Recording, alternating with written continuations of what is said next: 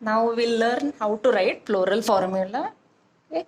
Now for that purpose, you will have to first remember the symbols which are used. Okay. So first we begin with the presence or absence of bracts. So BR is bracteate condition. EBR for ebracteate condition, that is absence of bracts in the flowers. BRL for bracteoles if they are present in the flowers. Okay. After that we talk about symmetry of the flower.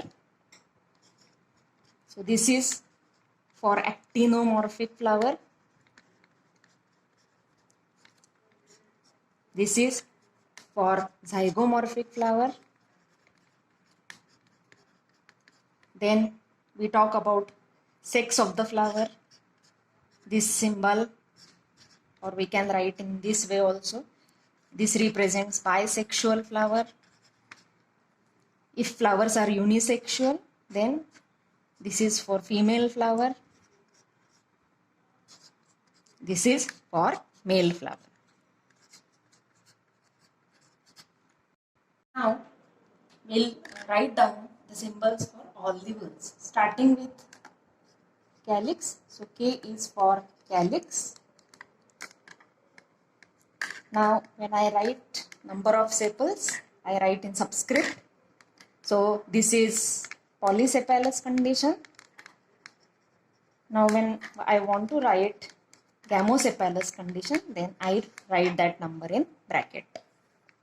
Okay. After that comes the corolla. Similarly, I write gamopetalous condition. Sorry, it is polypetalous condition. Okay. When I write that in bracket, it becomes gamopetalous condition. Okay. Now after that, suppose in some flowers there is no distinction of calyx and corolla. So there is only one whorl. We like in tuberose, so we write P as perianth and number of tepals. Say there are 3 tepals. Then we write polyphylous condition and gamophylous condition.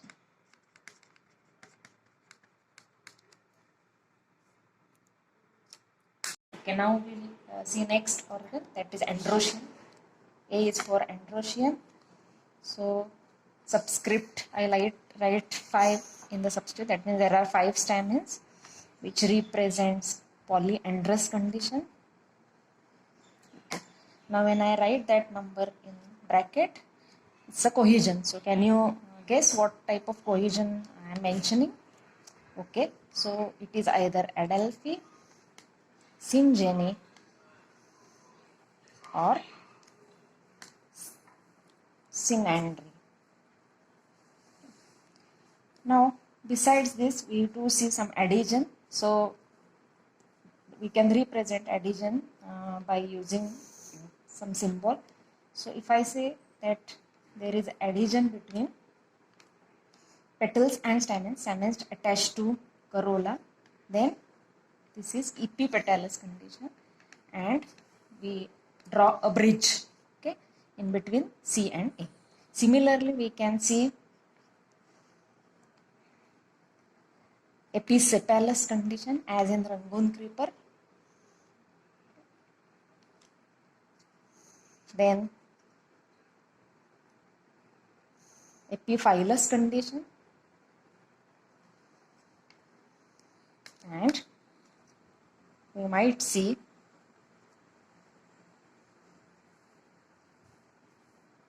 adhesion between stamens and carpels, that is gynandrous condition. The last word is gynoecium. So we represent that as G. So this is one condition. Then in some flowers there are many stamens, so we represent many as alpha. So I have not written them in bracket. That means these 2 conditions are apocarpous condition. Okay? Free stamens not fused with each other. But when I write them number in bracket, it becomes syncarpous condition. Now one more thing we have to write when we write in the gynoecium, we have to also mention the position of ovary. So see these two conditions, what I am doing.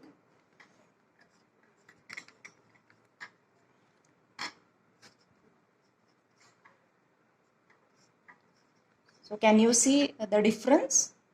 In the first condition here, I have made a horizontal line below the letter or below the number. So this horizontal line, when it is below, ovary is superior.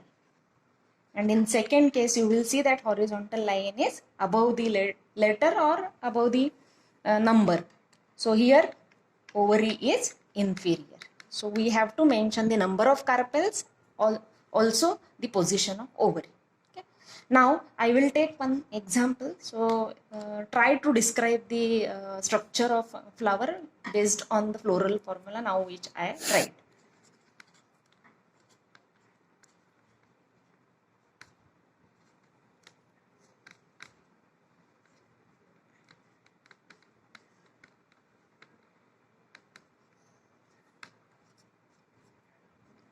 See, I have written this formula. Can you describe? Okay. So, this is representing bracteate condition. Flower is actinomorphic. It is bisexual.